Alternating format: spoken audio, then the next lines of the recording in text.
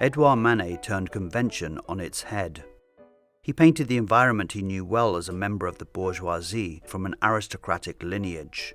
Picnics, boating lakes, concerts, masked balls, and the salons of Paris. But he painted it from a radical point of view. Manet took the ordinary everyday theme or convention and then created something extraordinary, something profound. And few conventions are as deeply ingrained in both art history and social norms than those surrounding women.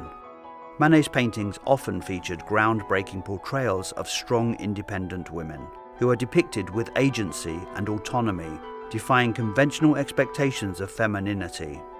His avant-garde compositions and subject matters, such as Le Déjeuner sur l'herbe or Luncheon on the Grass, sparked enormous controversy in their time for their portrayal of women as assertive and unapologetic. Usually in a painting like this, the spectator is a voyeur, spying on the subjects. But by contrast, the woman in Déjeuner doesn't mind being looked at. Her pose is casual and untroubled. In fact, she seems to be asking the question, "What are you looking at?"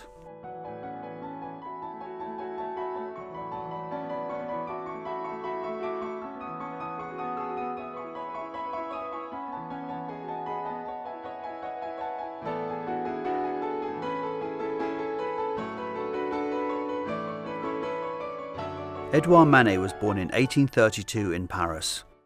His father was an important judge and his mother a descendant of aristocracy and a goddaughter of the Swedish crown prince. As a well-heeled young man, Manet frequented the bars, cafes, follies and opera houses that now flourished in metropolitan Paris. As an art student, he got to travel extensively and see the works of Velázquez and Goya, whose use of composition, light and shadow would influence him the most. He made his artistic debut in 1861 at the Paris Salon, the official state-sponsored exhibition, with this painting of his parents, and even received an honourable mention. Then in 1863 he submitted Le Déjeuner sur l'herbe, which so stunned the Salon's jury that they refused to display it. But that year the Salon rejected so many artists that Emperor Napoleon III was forced to create an exhibition just for this outcast art, and Manet's masterpiece debuted at the Salon de Refusés, or the Rejects exhibition, with the other failed Salon applicants like Whistler. Controversy is good for business, and people flocked to the show, with the event drawing 7,000 visitors on its first day, and top of their list to see was the scandalous painting by Manet. Their reaction to Déjeuner ranged from amusement to disgust and outrage, and the painting was struck by a stick on more than one occasion, until guards had to be posted in front of the painting. But what made the painting so controversial?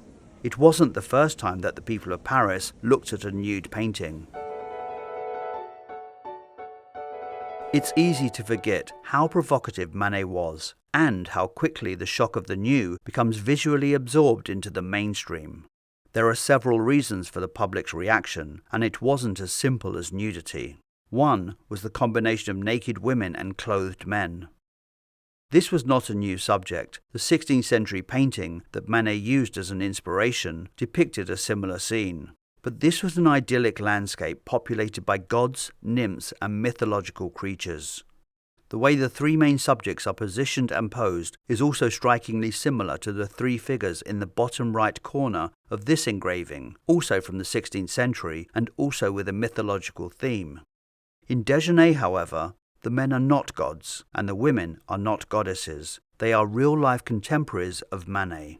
It is thought that the man on the right was based on a combination of his two brothers, Eugène and Gustave Manet, and the one on the left is based on his brother-in-law, Dutch sculptor Ferdinand Leenhoff. These figures were not distant romanticized figures, but looked exactly like ordinary people that viewers of the painting would see all the time on the street. It was uncomfortably contemporary for the public. Then we go to the woman in the foreground, the most controversial element, who is not an idealized nude, but a regular naked woman. A recognizable figure who has just shed her clothes, clearly visible in the lower left corner. She was very different from the smooth and flawless figures prevalent in academic art at the time, and her appearance was a challenge to those idealized and unrealistic representations. Manet's woman is neither an object to be looked at or a creature of submission, and it was not the matter-of-fact nudity of the woman that caused an outrage, but the confrontational, defiant gaze with which she meets the viewer, devoid of shame.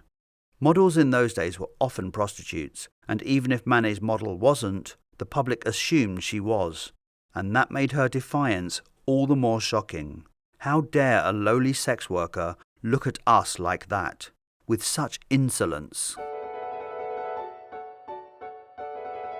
The theory of the male gaze refers to the presentation of women in visual arts and literature from a male perspective, where women are depicted as sexual objects for the pleasure of the male viewer. Men have power, women are passive and dehumanized. But how Manet subverted the male gaze with his paintings and addressed spectators was revolutionary. He portrayed women who fix the viewer in their shameless gaze, who acknowledge us but do not address us directly, and so deny us any psychological connection. They make us aware not just of the painting's subject, but also the act of spectatorship itself. Manet's women are far from passive, and the woman in this painting is much more than an object. She is also a subject who is considering us. Her gaze towards us extends the canvas outward beyond the picture frame. The model was Victorine Meurent, and some biographers believe that Meurent and Manet collaborated on the concept of le déjeuner sur l'herbe, and that it was Meurent's influence that led Manet to portray her as a poised and powerful female figure, casually enjoying the company of educated and well-dressed modern men. One of the interesting things about this painting is how much the model's personality takes on such importance. Victorine Meurent was Manet's favourite and most frequently portrayed model. She appears in 8 paintings by Manet, in which she is mostly looking directly at us, the viewer. She was also the model for Manet's Olympia, a painting which caused yet another scandal and shows Manet's interest in psychological complexities. She was born in Paris in a working-class neighbourhood, and went down in history as a prostitute who died young in a tragic romantic way. But that wasn't true at all. Meurent was a respected artist in her own right, who exhibited at the Paris Salon 6 times and was inducted into the prestigious Société des Artistes Français in 1903, and she lived well into her 80s, openly with her female lover. For a working-class woman in the late 19th century, becoming an artist was practically an impossibility, and this shows a fortitude of mind and a strength of character that Manet needed for Déjeuner. Her own self-portrait captures a confident, skeptical and frank-looking woman, and I think her lack of passivity and that confidence is one of the reasons Manet chose her, but also why this painting works so well, and why there was such a scandal. Meurent didn't care what people thought of her body, her morals, or her character. Le Déjeuner sur l'herbe is much bigger than you might expect, and that was also controversial, because Manet deliberately chose a large canvas size normally reserved for historical, religious and mythological subjects, whereas this was just a depiction of his own bourgeois lifestyle. With a difference. Manet subverted those bourgeois concepts. The artist is considered the first truly modern painter. Famously, he uses no half-tone shading, denying his figures their 3-dimensional realism, and he used heavily pronounced brushwork that clearly tells us we are looking at paint on canvas, with no attempt at hiding the brushstrokes. It led to accusations that he had submitted an unfinished painting.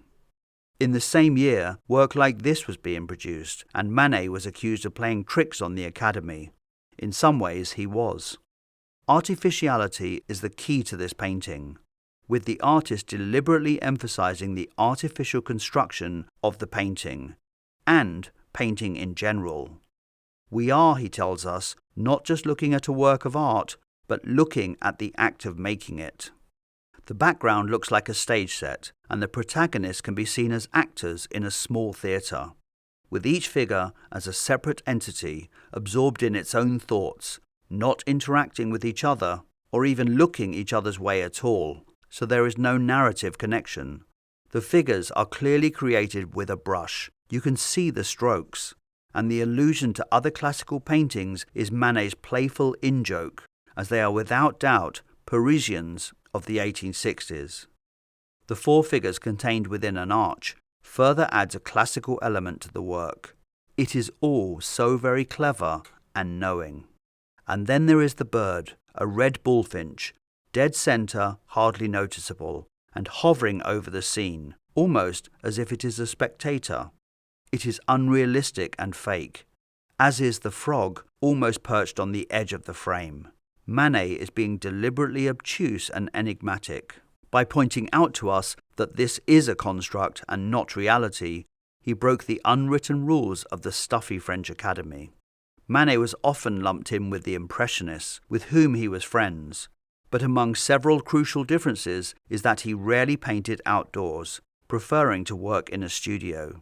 Then, whereas the Impressionists avoided using the colour black in their paintings, Manet used it liberally, both in the background space as well as the fashionable fabrics of the time, along with strong juxtapositions of light and dark and minimal indications of shadow. It is why your eyes are instinctively drawn towards the woman illuminated against the darker tones of her background. His good friend Claude Monet painted the same subject, and although it is unfinished and in two fragments, we can clearly see the differences in both aesthetic and intellectual choices. It is a different treatment entirely. Manet was critical of social class difference, and while on the one hand he upholds the element of the traditional bourgeois picnic, on the other he unmasks it as an anachronism, critiquing the outdated social ritual that he saw it to be. The woman in this painting is not nude, she is naked. It is an important distinction the French Academy would have understood. The nude is posed, perfect, idealized. The naked is just someone with no clothes on. Her discarded clothes and hat lay bundled on the ground beside her. A basket sits on top of her clothing, appearing to have been knocked over, as some of its contents have spilled out. Fruits lay on the fallen leaves. A loaf of bread sits on the dirt. Manet also simplified and emphasized outline, opted for unusual cropping, a compressed depth of field, and flat, distorted perspective. The bathing woman in the background, also modelled by Meurent, is quite wrong, too large in terms of the assumed distance, pushing the figure further out towards us in what the writer Émile Zola called breaking the wall. For a brief period in time, Manet really was the most controversial painter in Paris, but a whole new generation of controversial painters were arriving on the scene. Manet's unconventional subject matter, drawn from modern life, and his complete freedom in how he handled paint, made him an important precursor of Impressionism. By 1874, the Impressionists were showing in Paris, creating their own new radical work, and receiving their own share of negative criticism. Almost by default, Manet moves closer to the artistic centre, and conservative critics begin to praise him. The critical tide was turning, and he had a very different kind of relationship with the official establishment in the last 4 or 5 years of his life. But just as things were turning in his favour career-wise, his health starts to decline rapidly, and he is diagnosed with a syphilitic condition. First, he is confined to a wheelchair. Then gangrene sets in, and then his leg was amputated. He was in too much pain to work on his large canvases towards the end of his life, but he continued to create smaller, exquisite works. Then in 1883, at just 51 years old, Manet died an agonizing death. He once said, "We must accept our own times and paint what we see," and he was a perfect example of that. An artist who rewrote the rules of contemporary culture and truly revolutionized art. Déjeuner has become the very image of modernity, which also happened to turn the whole notion of female beauty on its head. His women were neither passive nor idealized, nor just an object of the male gaze. Quite the opposite. His women were indifferent to what we think and return our stare. What Manet managed to do in Le Déjeuner sur l'herbe was to shatter both social and painterly expectations in the very same painting.